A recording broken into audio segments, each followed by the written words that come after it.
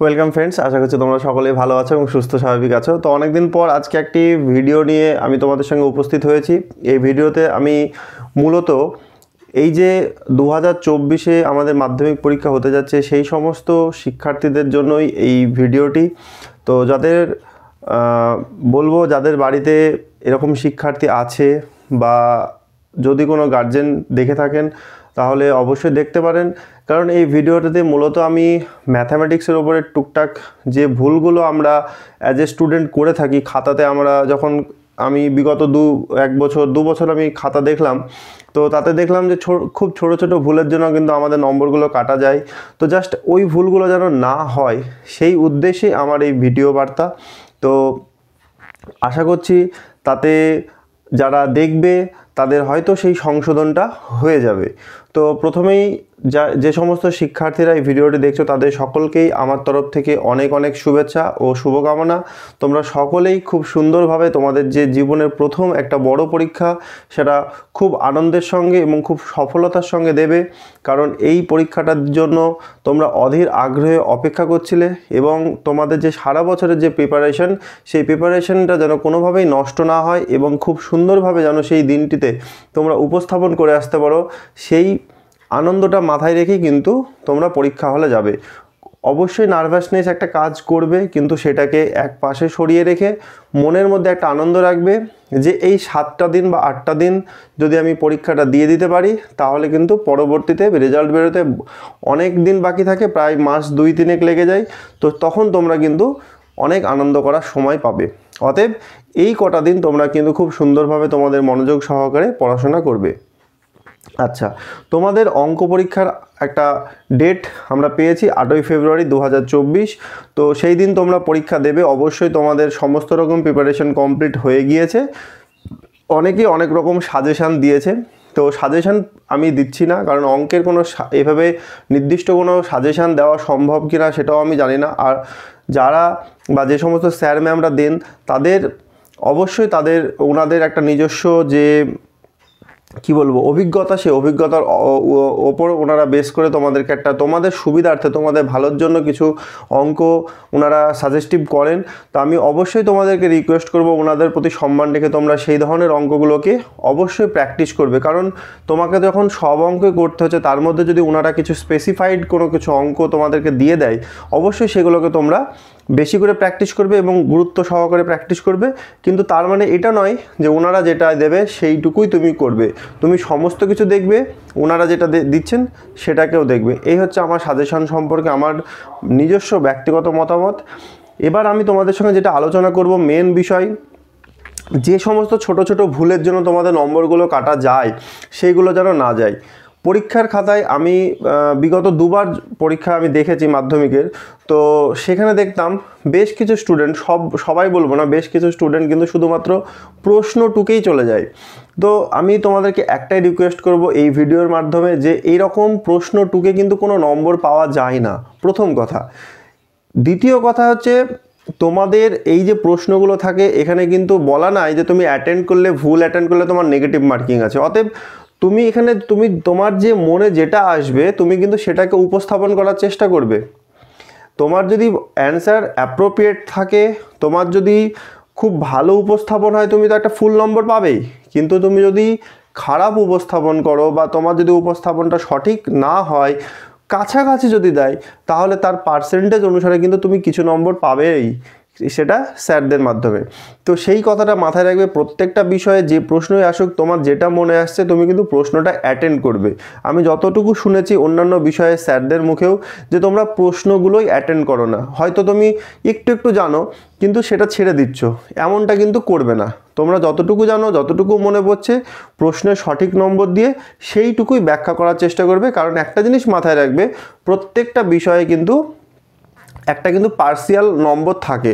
দেখা যাচ্ছে একটা 4 নম্বর বা 5 নম্বরের প্রশ্ন থাকলে আমাদের যিনারা স্যার বা ম্যাম খাতা দেখছেন ওনাদের কাছে একটা ইনস্ট্রাকশন থাকে যে এই উত্তরটুকুর জন্য এত নম্বর দেওয়া হবে বা এইটুকুর জন্য এত নম্বর দেওয়া হবে। তো এরকম একটা ভাগ কিন্তু থাকে।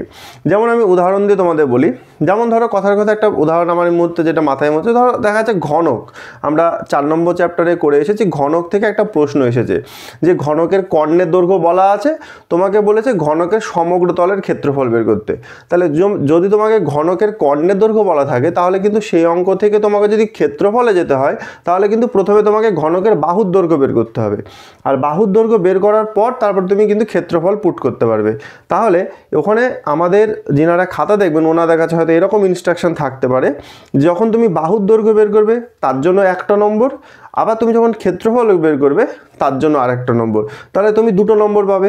এবার যদি কোনো স্টুডেন্ট দেখা যাচ্ছে বাহুর দৈর্ঘ্যটা বের করতে পারলো কিন্তু ক্ষেত্রফলটা বের করতে পারলো না, তাহলে কিন্তু সে একটা নম্বর কিন্তু পাবে। তো সেই জন্য একটাই রিকোয়েস্ট থাকবে, প্রত্যেকটা অঙ্ক তুমি যতটুকু পারবে অবশ্যই যুক্তিসঙ্গত, যতটুকু পারবে তুমি ততটুকুই করবে। যদি সেই অঙ্কটা তোমার মনে হচ্ছে যে না আমি কিছু ভুল করছি, তাহলে কি করবে, তাহলে দুটো সম্ভাবনা হতে পারে। তোমার যদি মনে হয় তুমি ভুল করছো, তাহলে পরবর্তী যদি সময় পাও তাহলে সেই অঙ্কটা যদি সঠিকভাবে করতে পারো তাহলে এই অঙ্কটাকে সুন্দরভাবে 2 দাগ দিয়ে কেটে দেবে। যদি সময় না পাও তাহলে যেটুকু করেছো সেইটুকু কিন্তু রেখে দেবে, সেটাকে কিন্তু কাটবে না। কারণ তোমার যতটুকু সঠিক আছে ইনস্ট্রাকশন অনুসারে যদি ততটুকুতে তোমার কোনো নাম্বার অ্যালট থাকে তুমি কিন্তু সেই নম্বরটা কিন্তু পাবে, আর তুমি যদি কেটে দাও তাহলে কিন্তু সেই নম্বরটা কিন্তু পাবে না। তো আমি তোমাদের সঙ্গে যেটা বিষয়টা আরও বিস্তারিত আলোচনা করতে চাই সেটা হচ্ছে, দেখো আমাদের অঙ্কে যে ভাগগুলো আছে সেটা হচ্ছে মোট 6টা ভাগ। একটা হচ্ছে পাটিগণিত, বীজগণিত, ঠিক আছে, পাটিগণিত, বীজগণিত, জ্যামিতি, পরিমিতি, ত্রিকোণমিতি আর রাশিবিজ্ঞান, এই 6টা পার্ট আছে, ঠিক আছে, আমরা সকলেই জানি। এবার আমাদের যে প্রশ্নগুলো আসে প্রথমে 1 নম্বর দাগে থাকবে এমসিকিউ, এমসিকিউ থাকবে 6টা। এই 6টা এমসিকিউ কিন্তু, এমসিকিউ মানে তোমাকে 4টে অপশান, একটা অঙ্কের পেছনে 4টে অপশান থাকবে, ঠিক আছে। এবার তোমাকে ওখান থেকে পছন্দ করে উত্তরটা, সঠিক উত্তর কিন্তু লিখতে হবে। অর্থাৎ এই যে 6টা প্রশ্ন আসবে, এই 6টা প্রশ্ন কিন্তু এই যে ভাগ বললাম 6টা, সেই 6টা ভাগের মধ্যে থেকে আসবে। তো তোমার যেটা সঠিক মনে হয় তোমার এই প্রশ্ন কিন্তু একদম বাদ দেবে না। প্রত্যেকটা স্টুডেন্টকে রিকোয়েস্ট করছি তোমাদের এই প্রশ্নের কিন্তু কোনো প্রশ্নের উত্তর দিতে বাদ রাখবে না, যে উত্তরটা তোমার মনে হচ্ছে সঠিক সেই উত্তরটাই কিন্তু লিখে দেবে, ঠিক আছে। তাহলে এই অঙ্কের কোনো এক্সট্রা অপশান নাই, 6টা প্রশ্ন আছে, 6টাই তোমাকে কিন্তু করতে হবে। তারপরে থাকবে আমাদের শূন্যস্থান পূরণ, 1 নম্বরে 5টা, এখানেও 5 নম্বর, কিন্তু তোমার এখানে একটা এক্সট্রা একটা অপশান পাবে।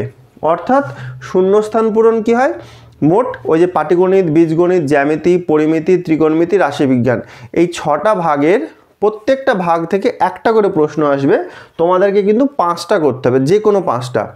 এই প্রসঙ্গে আরেকটা কথা বলে রাখি, যারা একটু ভালো স্টুডেন্ট আছো বা মনে করছো তুমি 6টাই পারবে, অবশ্যই 6টাই করে দেবে, কিন্তু তোমার সময়ের কথাটা একটু মাথায় রাখবে, এটাই আমার অনুরোধ। আর যারা মনে হচ্ছে যে না আমার একটু ডাউট ফিল হচ্ছে, তাহলে তোমরা কি করবে, যে প্রশ্ন 5টা তোমার সঠিক মনে হচ্ছে সেগুলোকে পরপর আগে লিখে দেবে, যেটাতে একটু ডাউট মনে হচ্ছে সেটাকে কিন্তু শেষে লিখবে। কারণ ইনস্ট্রাকশন অনেক সময় এরকম থাকতে পারে যে প্রথমগুলোই বিবেচনা করা হবে, শেষের যেটা অ্যান্সার আসবে সেটা বিবেচনা করা হবে না। এবার এখানে কিন্তু যিনি খাতা দেখছেন সেরকম একটা ডিভাইডেশন থাকতে পারে, হয়তো কেউ হয়তো প্রথম 5টা নিল, কেউ হয়তো টোটালের উপর 5টা নিল, তো এটা যিনি খাতা দেখবেন ওনার উপর কিছুটা নির্ভর করছে। তো সেই জন্য তোমরা রিস্ক না নিয়ে তোমরা কি করবে, যে 5টা তুমি সঠিক মনে হচ্ছে সেই 5টাকে আগে লিখবে, এক্সট্রা যেটা তোমার 6 নম্বরে থাকলো সেটাকে কিন্তু তুমি পরে লিখে দেবে। এই গেল তোমার শূন্যস্থান পূরণ। তারপরে থাকে তোমার সত্য মিথ্যা থাকবে 5টা, 5 নম্বর। এখানেও তাই 6টা প্রশ্ন দেওয়া থাকবে, একটা তোমাকে এক্সট্রা দেওয়া থাকবে, এটাও তাই। তুমি কিন্তু যে এক্সট্রা প্রশ্নটা লিখবে সেটা একই রকমভাবে এই একদম শূন্যস্থানের মতো করে দেবে। এবার সত্য মিথ্যাটা তুমি যদি মনে করো এরকম নাম্বার দিলে হয়তো যে 1এরটা সত্য, 2এরটা সত্য, 3এরটা ফলস, হয়তো আমি টি লিখলাম, তোমরা হয়তো বাংলায় এভাবে হয়তো সত্য বা এরকমভাবে হয়তো সত্য, এভাবে যদি লিখে দাও তবুও কিন্তু তোমরা কিন্তু নম্বর পাবে। অর্থাৎ আমার বলার উদ্দেশ্য হচ্ছে এখানে এই যে 1, 2, 3 এই 3টে প্রশ্নতে তোমরা যদি শুধু উত্তরটাও লেখো তবুও কিন্তু তোমরা নম্বর পাবে। কিন্তু এর পরবর্তী যেটা আসছে অর্থাৎ 4-এর দাগ থেকে শুরু হচ্ছে তোমাদের একদম ভালোভাবে লিখিত অঙ্ক সহকারে মানে উত্তর দেওয়া। অর্থাৎ 4-এর দাগে এখানে তোমার 2 নম্বরের 10টা প্রশ্ন করতে হবে 20 নম্বরের, আর এখানে অপশান তোমরা পাবে এই 10টা করতে হবে। তো এখানে তোমার মোট 12টা প্রশ্ন থাকবে, এখানে তোমার থাকবে মোট 12টা প্রশ্ন, তোমাকে করতে হবে কিন্তু 10টা। এবং প্রত্যেকটা প্রশ্ন যদি সেরকম হয়, কি প্রশ্ন আসবে আমরা জানি না, কিন্তু বিগত কিছু বছর যদি আমরা লক্ষ্য করি আমরা প্রায় দেখে থাকি বেশিরভাগ প্রশ্ন কিন্তু বইয়ের মধ্যে থেকেই দেয়, অথবা যদিও বইয়ের বাইরে থেকে আসে সেখানে কিন্তু ভাষাটা এমন থাকে বইয়ের অঙ্কের ধাঁচেই থাকে।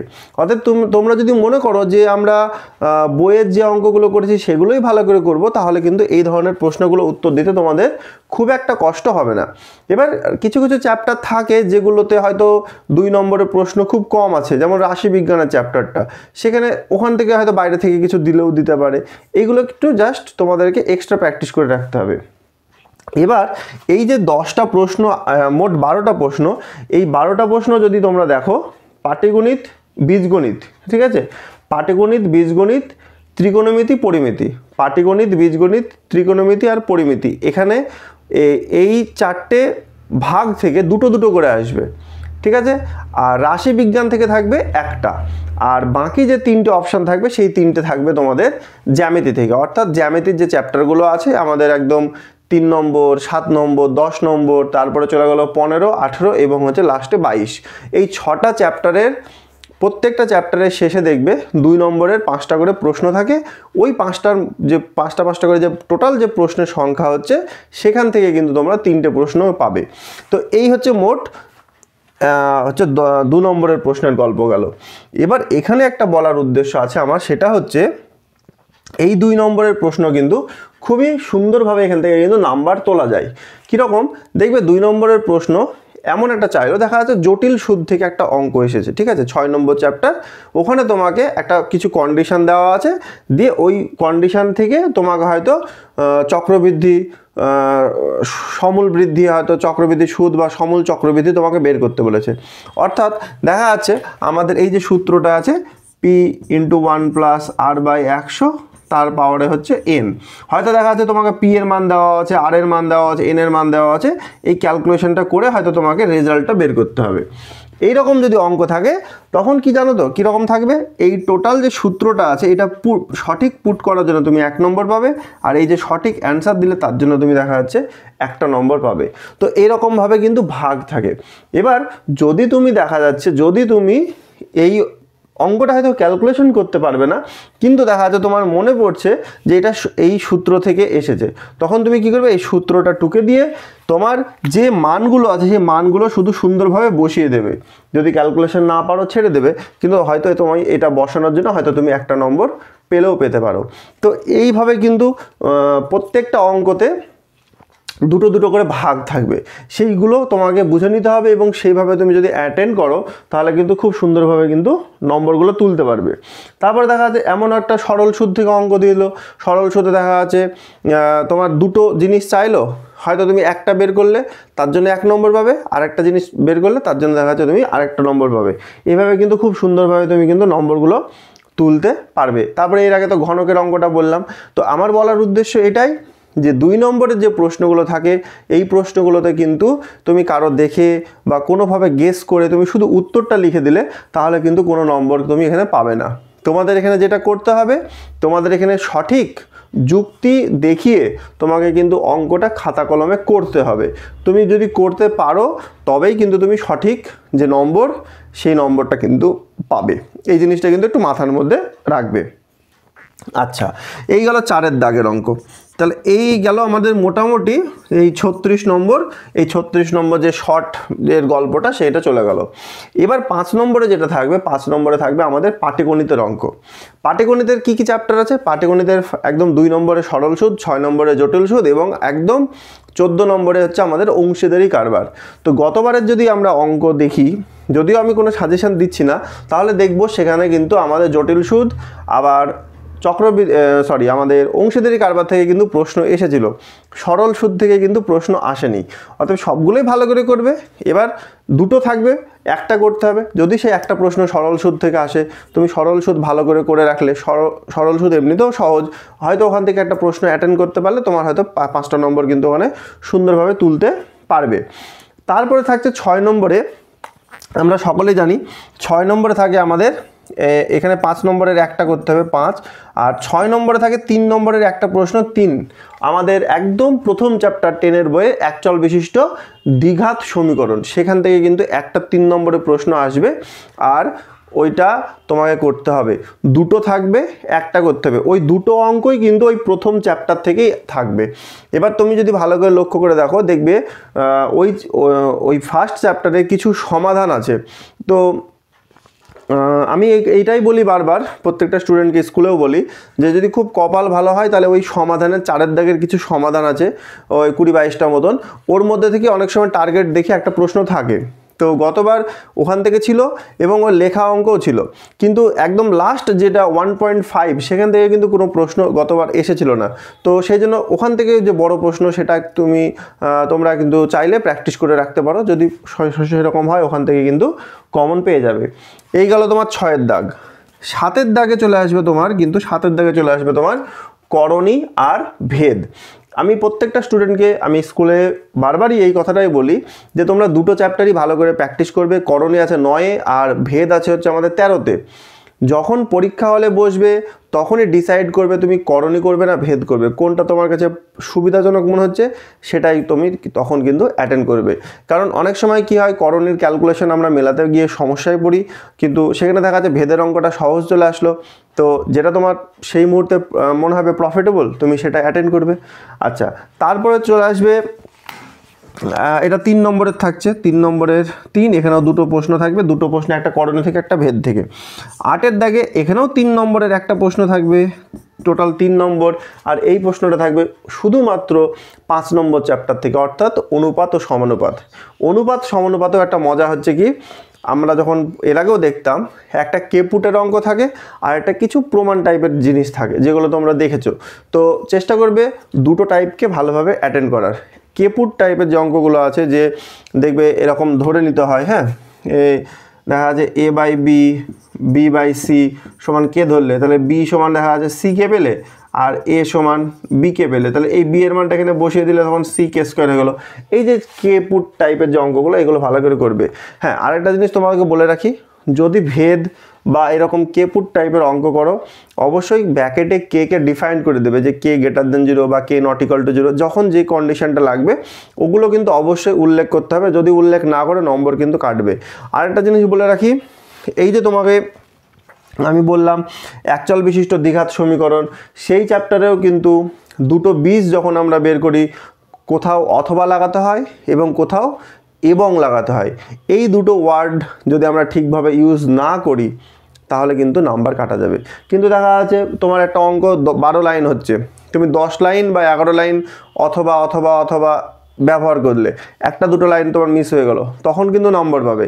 কিন্তু দেখা যাচ্ছে 12টা লাইনের মধ্যে কোনো লাইনে তুমি অথবা বা এবং যখন যেটা প্রয়োজন তখন সেটা ইউজ করলে না, তখন কিন্তু তোমার নম্বর কেটে নেবে।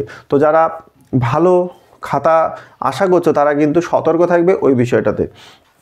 এই ছিল তোমার মোটামুটি 8 নম্বরের ওপর। এবার 9 নম্বরে চলে আসছে আমাদের উপপাদ্য।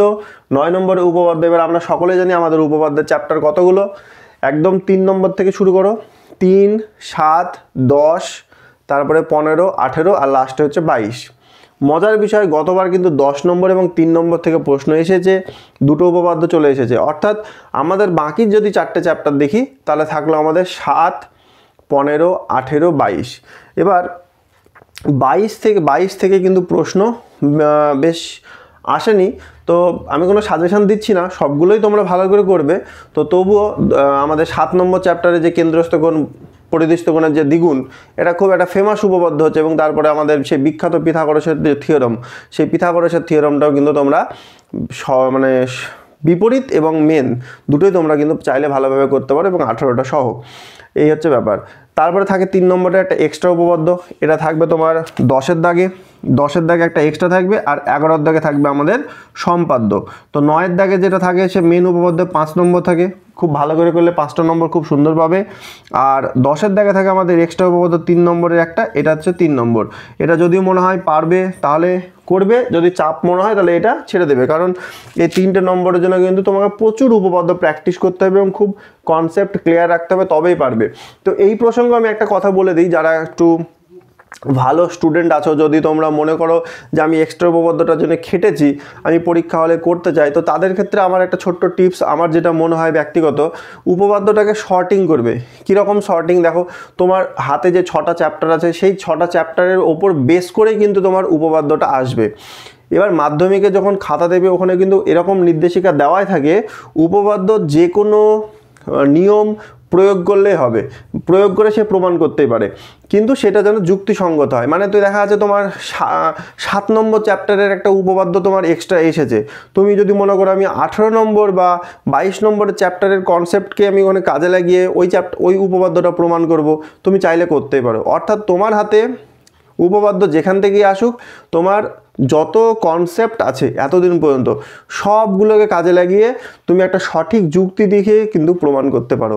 যে এমন না যে তোমার 7 নম্বরের চ্যাপ্টারের উপপাদ্য, মানে 7 নম্বরের চ্যাপ্টারে তোমার যতটুকু শেখানো হচ্ছে তার মধ্যে থেকেই তোমাকে প্রমাণ করতে হবে, এমন না। তুমি চাইলে যে কোনো মেথডকে, যে কোনো চ্যাপ্টারের যে মেন উপপাদ্যর যে হেডিং, সেইগুলোকে কাজে লাগিয়ে কিন্তু তুমি প্রমাণ করতে পারো। এবার আমার যেটা বলার উদ্দেশ্য, দেখো তোমার যে এক্সট্রা উপপাদ্য আসবে, সেই দুটো এক্সট্রার মধ্যে তোমাকে একটা করতে হবে। তোমাকে প্রথমে ওটাকে ডিফাইন্ড করতে হবে যে এই এক্সট্রা উপপাদ্যটা কোন চ্যাপ্টার থেকে হতে পারে, তাহলে আমার মনে হয় তোমার ব্রেনে একটু চাপ কমতে পারে। কীরকম?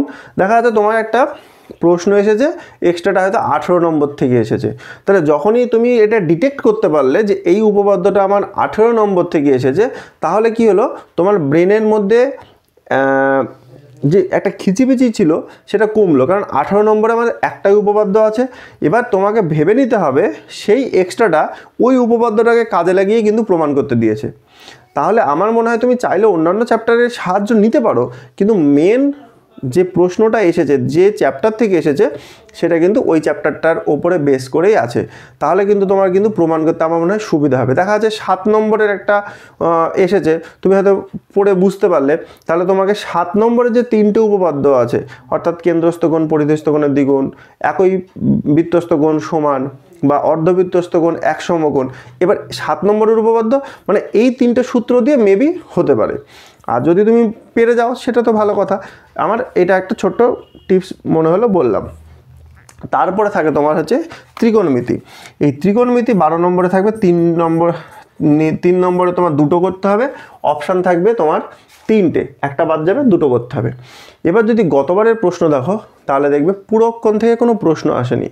পূরককোণ মানে sin 90 - θ = cos θ, ওই যে চ্যাপ্টারটা, ছোট্টর উপর খুব মিষ্টি চ্যাপ্টার, তো তোমরা যদি চাও তাহলে ওই চ্যাপ্টারটা একটু বেশি জোর দিতে পারো, তাহলে ওই প্রশ্ন ওখান থেকে অ্যাটেন্ড করতে পারবে। আরেকটা থাকলো তোমার মান নির্ণয়, গতবার সেটাও আসেনি, তো তোমরা যদি মান নির্ণয়ের অঙ্ক করতে পারো, বা যদি এসে থাকে, হয়তো মান নির্ণয়ের অঙ্ক যদি এসে থাকে সেটা আমি সঠিক জানি না, তো মান নির্ণয়ের অঙ্কটাও তুমি চাইলে ভালোভাবে দেখে যেতে পারো, তাহলে সেখান থেকেও কিন্তু তুমি একটা সুন্দরভাবে 3 নম্বর কিন্তু তুলতে পারবে। তাহলে এই গেল তোমার ত্রিকোণমিতি পোর্শন। এর পরবর্তীতে যেটা থাকে সেটা হচ্ছে আমাদের হাইট অ্যান্ড ডিস্ট্যান্স। আর প্রত্যেকটা যে আলোচনা করছি আমি, প্রত্যেকটা বড় অঙ্কগুলো, প্রত্যেকটা অঙ্কতে কিন্তু মাথায় রাখবে পার্টিশনের নাম্বার আছে। পার্টিশন মানে এই যে তোমার ধরো সম্পাদ্যর কথা বললাম 11 নম্বরে, হ্যাঁ বলা হয়নি সম্পাদ্যটা, 11 নম্বরে সম্পাদ্য বলিনি, আমি ভুলে গিয়েছি। তো 11 নম্বরে যে সম্পাদ্য 5 নম্বরের একটা অঙ্ক করতে হয়, সেই অঙ্কে মাথায় রাখবে, ধরো কথার কথা একটা পরিবৃত্ত এসেছে, তাহলে পরিবৃত্ত আসা মানে তোমাকে একটা তো ত্রিভুজ আঁকতে হবে, তাহলে মাথায় রাখবে ওই ত্রিভুজ আঁকার জন্য তো হয়তো তিনটে বাহুর মাপ দেওয়া আছে, তাহলে তোমাকে যখন খাতায় তুমি এরকমভাবে 3টে বাহু কাটবে, জানবে এটার জন্য তুমি 1টা নম্বর পাবে। যদি তুমি অঙ্কটা কমপ্লিট নাও করতে পারো, যদি এই 3টে বাহু 7 সেমি 8 সেমি 10 সেমি যাই বলুক, যদি সেই মাপটা তুমি নিতে পারো, তাহলে কিন্তু 1টা নম্বর পাবে। যদি খুব কষ্ট করে এরকমভাবে একটা ত্রিভুজকে তৈরি করে ফেলতে পারো এই মাপগুলো সঠিক ব্যবহার করে, তাহলে জানবে আরেকটা মান পাবে, 1 নম্বর পাবে। আবার যদি এরকমভাবে লম্ব সমদ্বিখণ্ডক করতে পারো, তাহলে জানবে আরও 1টা নম্বর পাবে। তাহলে 1 2 3 তারপরে দেখা যাচ্ছে তুমি এই পরিবৃত্তটা আঁকলে বা সুন্দরভাবে লিখে দিলে, তার জন্য দেখা যাচ্ছে আরও 2 নম্বর আছে। তাহলে এইভাবে কিন্তু ভাগ করা থাকে। আমি জাস্ট এটার দেখালাম, যদি অন্য কিছু আসে তার জন্য ভাগ থাকবে। তো একটা জিনিস মাথায় রাখবে, তুমি যতটুকু করবে সেটা যদি সঠিক হয়, আমি বারবারই একটা রিকোয়েস্ট করব তোমাদেরকে, প্রত্যেকটা অঙ্কের কিন্তু একদম এই 4-এর দাগ থেকে শুরু করে, ঠিক আছে, 4-এর দাগ থেকে শুরু করে যত বড় অঙ্ক আছে জানবে সবগুলোর পার্টে পার্টে নাম্বার আছে। আরেকটা জিনিস বলে রাখি, এক্সট্রা উপপাদ্যের ক্ষেত্রে দেখা যাচ্ছে তুমি মেন উপপাদ্য তো পারলে, যদি নাও পারো আরেকটা জিনিসও বলা হয়নি, বলে দিই দুটো জিনিস মেন যে এই উপপাদ্যর ক্ষেত্রে কিন্তু ছবি মাস্ট, ঠিক আছে। অনেকে কি করে, দেখা যাচ্ছে উপপাদ্য হয়তো কোনো প্রসঙ্গ বা কোথাও থেকে পেয়ে হয়তো উপপাদ্যটা বা মুখস্থ করে হয়তো উপপাদ্যটা লিখে দেয়, কিন্তু ছবি দেয় না। তাদের জন্য কিন্তু একদম দুঃখিত, কিচ্ছু করার নাই, তা সে কিন্তু একদম 0 পাবে। অতএব তুমি যদি কোনো জায়গা থেকে পেয়েও উপপাদ্যটা লেখো বা কোনো বন্ধুর কাছ থেকে দেখে লেখো, অবশ্যই মাথায় রাখবে সেই উপপাদ্যের ছবিটা যেন ওই উপপাদ্যের লেখার সঙ্গে মিলে। অর্থাৎ দেখা যায় ছবি আলাদা লেখা আলাদা, তাহলে কিন্তু তুমি নম্বর 0 পেয়ে যাবে, ঠিক আছে। বা ছবি নাই উপপাদ্য লিখে দিয়েছো তবুও কিন্তু নম্বর 0 পাবে, কারণ ছবিতে এক নাম দিয়ে দিচ্ছ, লেখার সময় আরেক ভাষা লিখছো, তাহলে কিন্তু যদি ম্যাচ না করে তাহলে কিন্তু তুমি নম্বর পাবে না। খুবই গুরুত্বপূর্ণ বিষয়টা। আমি গতবার খাতা দেখতে গিয়ে এরকম কেস প্রচুর পেয়েছি, এবং কষ্ট হলেও কিছু করার নাই, কারণ আমরা বোর্ডের যে নির্দেশ সেই নির্দেশের বাইরে যেতে পারি না। অর্থাৎ সেই জায়গায় কিন্তু তুমি 0 পেয়ে যাবে। অর্থাৎ তোমাকে মাথায় রাখতে হবে যে তোমাদের যে মেন প্রশ্নে কি বলছে সেই প্রশ্ন ভালো করে পড়ে সেই প্রাসঙ্গিক যে ছবি সেইটাই তোমাকে কিন্তু আঁকতে হবে। আর একটা জিনিস মাথায় রাখবে, অনেকে কি করে, দেখা যাচ্ছে প্রশ্নটা ভালো করে পড়লো না, হয়তো দেখা যাচ্ছে পিথাগোরাসের বিপরীত উপপাদ্য এসেছে, সে পিথাগোরাসের মেন উপপাদ্য লিখে দিয়ে চলে আসলো। কিন্তু এমন করলে হবে না, যেটা প্রশ্নে আছে সেইটার প্রাসঙ্গিক যে উত্তর সেটা তোমাকে কিন্তু দিতে হবে। আর এক্সট্রা উপপাদ্য চালাকিটা এরকম, এক্সট্রা উপপাদ্য যদি তুমি না পারো, যতটুকু তুমি ওই লেখা আছে সেটা তুমি জাস্ট প্রদত্ততে টুকে দিলে, ওই প্রশ্নের ভাষাটাই প্রদত্ততে টুকে দিলে, আর তারপরে যে প্রশ্নের যে ভাষা থাকবে সেই ভাষা অনুসারে তুমি একটা ছবি আঁকলে, আর তার পাশে তুমি কি প্রমাণ করতে হবে সেই কথাটা লিখে দিলে। যদি কিছু অঙ্কন করার প্রয়োজন মনে হয় অঙ্কন করলে, বা প্রমাণ করার জন্য কিছুটা শুরু করবে, এগুলো চালাকি যদি এইটুকু করতে পারো হয়তো একটা নম্বর তুমি ক্যারি করবে। তাহলে তোমার কি হচ্ছে, দেখা যায় বাদবাকি সমস্ত অঙ্ক ঠিক হচ্ছে, 3 নম্বরের জন্য 100 আসছে না, মানে 90 আসছে না, তাহলে তুমি হয়তো ওখানে আরেকটা নম্বর পেয়ে কিন্তু শেষ পর্যন্ত 88 এবং 10 দিয়ে 98 আটকে যাবে। তো এই কথাটা জাস্ট মাথায় রাখবে, এক্সট্রা উপপাদ্য প্রসঙ্গে এটা বললাম। আর প্রত্যেকটা অঙ্কে পার্সিয়াল নম্বর আছে, অবশ্যই প্রত্যেকটা অঙ্ক যতটা পারবে কিন্তু ততটা কমপ্লিট করার চেষ্টা করবে। এই গেল ত্রিকোণমিতি। আচ্ছা, তারপরে থাকে আমাদের 5 নম্বরের একটা অঙ্ক, খুব ফেমাস অঙ্ক, সেটা হচ্ছে আমাদের ত্রিকোণমিতির হাইট অ্যান্ড ডিস্টেন্স। তো এখানে বেশিরভাগ ম্যাক্সিমাম ইউজ হয় আমাদের ট্যানের ঘরটা, সকলে tan 30, tan 60, tan 45 এই সমস্ত মানগুলোকে সব ভালো করে প্র্যাকটিস করে রাখবে।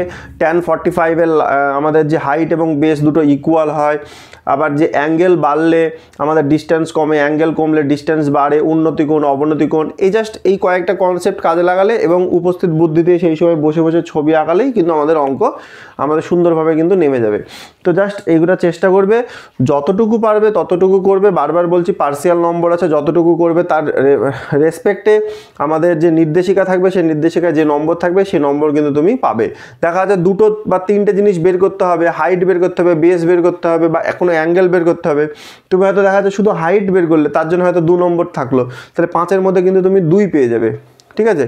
আর আরেকটা জিনিস মাথায় রাখবে, এইভাবে 1 পেতে পেতে বা 2 পেতে পেতে তোমার টোটালটা কিন্তু অনেকটাই বেড়ে যাবে। সেজন্য অবহেলা করবে না, যতটুকু পারবে ততটুকুই কিন্তু একদম সঠিক অ্যান্সার দেবে। তারপরে তোমার 14 দাগে থাকে আমাদের পরিমিতি, ঠিক আছে। পরিমিতি সম্পর্কে আমার একটা বলার আছে।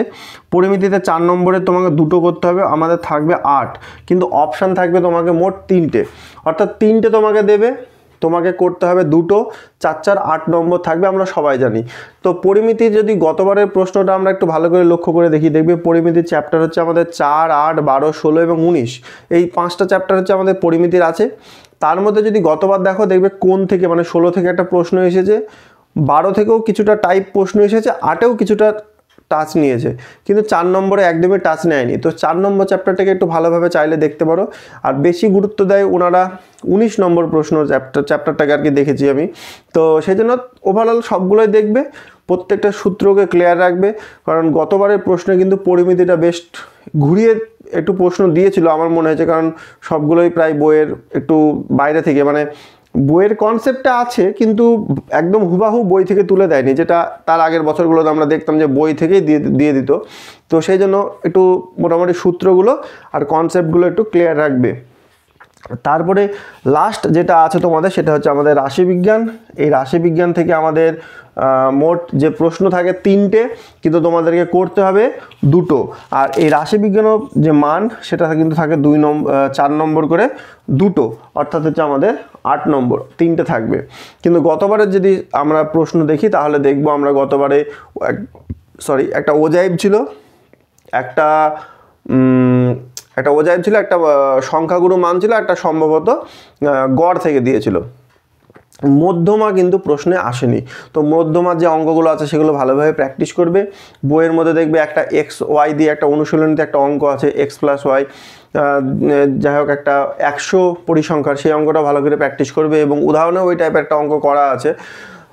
আর বাদবাকি যদি মানে যেগুলো থাকলো আমাদের গড় ভূইষ্ঠক সেগুলো তো করছোই। তো একটা জিনিস মাথায় রাখবে যে যেগুলো চলে আসছে সেগুলোকে অনেক সময় কি করে, যেগুলো গতবার এখান থেকে দিয়েছে তাহলে আজকে এবার অন্যটা দিই, এই হচ্ছে ব্যাপার। তো সবগুলোই ভালো।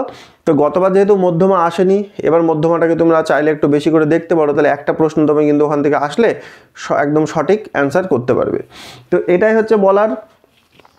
তো ভালোভাবে পরীক্ষা দিতে হবে, আর সর্বোপরি নিজের উপর বিশ্বাস রাখতে হবে। আত্মবিশ্বাসটা খুব বড় ব্যাপার।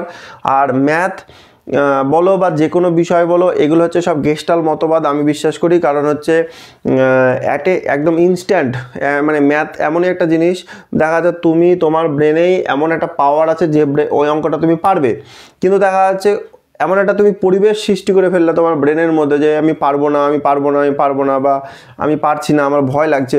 তো এমন একটা পরিবেশ সৃষ্টি করে ফেলবে, দেখা যাচ্ছে তোমার যে অরিজিনাল যে পাওয়ার বা শক্তি বা ব্রেনটা যতটা স্বচ্ছভাবে কাজ করবে সেটা তুমি হয়তো বাধা দিয়ে দিলে, সেই কাজ করতে পারলো না, তখন দেখা যাচ্ছে তোমার পরীক্ষাটা কিন্তু খারাপ হয়ে গেলো।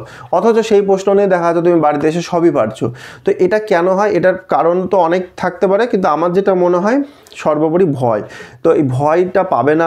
ম্যাথের আগে অনেকগুলো পরীক্ষা হয়ে যাবে, তোমরা মোটামুটি বুঝেই নেবে যে তোমাদের কি সিস্টেমে পরীক্ষা হচ্ছে বা কিভাবে তোমাকে পরীক্ষা দিতে হচ্ছে বা কিছু। তো সেই জন্য ওগুলো সম্পর্কে একদম সচেতন থাকবে, সেই জন্য কোনো ভয়ের ব্যাপার নাই। আর সুন্দরভাবে প্রিপারেশান হয়ে আছে, জাস্ট পরীক্ষার সেই দিন আনন্দ করতে করতে গিয়ে জাস্ট পরীক্ষায় লিখে আসা। তো সেইভাবে চেষ্টা করবে। আর একটা জিনিস বলার আছে যে মানে অনেক সময় কী হয়, বেশ ভালো স্টুডেন্ট বা কিছু নিজে একটা জানে, তো কনফিডেন্সের অভাবে কারো মারফত শোনার পরে সে কিন্তু সেটা লিখে দেয়, এবং সেটা স্টুডেন্ট না, এমনও হয় যে আমি শুনে যে স্কুলে বলে যে আমাকে অমক টিচার কিন্তু ভুল বলে দিয়েছে। তো এটা মাথায় রাখবে যে টিচার এরকম বলে তার দায়িত্ব তো ধরো মানে কি বলবো, মানে হয়তো ওনার অজান্তেই এই ভুলটা বলে ফেলেছেন, ঠিক আছে, কিন্তু তুমি সঙ্গে সঙ্গে ওনার কাছ থেকে শুনেই যে তুমি সঙ্গে সঙ্গে লিখে দেবে এমনটাও তুমি করো না। আমার একটাই রিকোয়েস্ট থাকবে, যদি তুমি কোনো জায়গা থেকে কোনো সোর্সের মাধ্যমে জানতে পারো যে এটার অ্যান্সার এটা হবে, তো তুমি অবশ্যই তুমি নিজেকে ভেরিফাই করবে, সেই প্রশ্নটাকে চেক করবে, মানে তুমি নিজে নিজে ভাববে যে এটা কি হতে পারে। যদি মনে হয় তখন তুমি লিখবে, নাহলে এরকম অনেক শোনা যায় যে আমি এটা লিখেছিলাম, আমি কেটা দিয়ে ওটা করলাম, তারপরে দেখা যাচ্ছে যে তুমি যেটা করেছিলে সেটাই সঠিক, পরে যেটা লিখেছো সেটা ভুল, তখন কষ্টটা বেশি হয়। সেজন্য নিজের উপর বিশ্বাস রাখবে, তোমার যেটা মনে হচ্ছে সঠিক সেটা তুমি করবে। যদি কোনো উত্তর আসে তাহলে সেটাকে তুমি অবশ্যই বিচার করবে, বিচার করে যদি মনে হয় সঠিক তবেই নেবে, নাহলে কিন্তু বাদ দিয়ে দেবে। এই আর কি বলার। আর এটাই বলার যে সবসময় সঠিক যেটা হবে সেটাই করার চেষ্টা করবে, যত তাড়াতাড়ি পারবে, যেগুলো পারবে সেগুলো আগে করে নেবে, যেগুলোতে কনফিউশন মনে হচ্ছে সেগুলো বাদ রাখবে, পরে করবে। খাতায় বেশি কাটাকাটি করবে না। আর যদি কাটাকাটি করো সুন্দরভাবে দুটো দাগ দিয়ে সেই কাটাকাটিটাকে একটা বাউন্ডেড এলাকার মধ্যে রেখে দেবে, ওপর দিয়ে একটা দাগ, নিচ দিয়ে একটা দাগ দিয়ে দুটো দাগ দিয়ে হয়তো কেটে রেখে দিলে, জাস্ট পরিষ্কার পরিচ্ছন্ন খাতা থাকবে, ঠিক আছে। দেখবে কোশ্চেনের ওপরে লেখা থাকে পরিষ্কার পরিচ্ছন্ন খাতা, এবং ভালো লেখার জন্য মানে তাদের একটা ক্রেডিট থাকে, এ আর কি ব্যাপার। তো সকলকে আরও একবার অনেক অনেক শুভেচ্ছা, অনেক ভালোবাসা। সকলেই ভালোভাবে পরীক্ষা দাও, তোমাদের জীবনের পরীক্ষা, প্রথম পরীক্ষা আর কি, খুব সফলতার সঙ্গে দিয়ে আসো, খুব সুন্দরভাবে দিয়ে আসো, এই কামনাই করি। তো সকলেই ভালো থাকবে, সুস্থ থাকবে।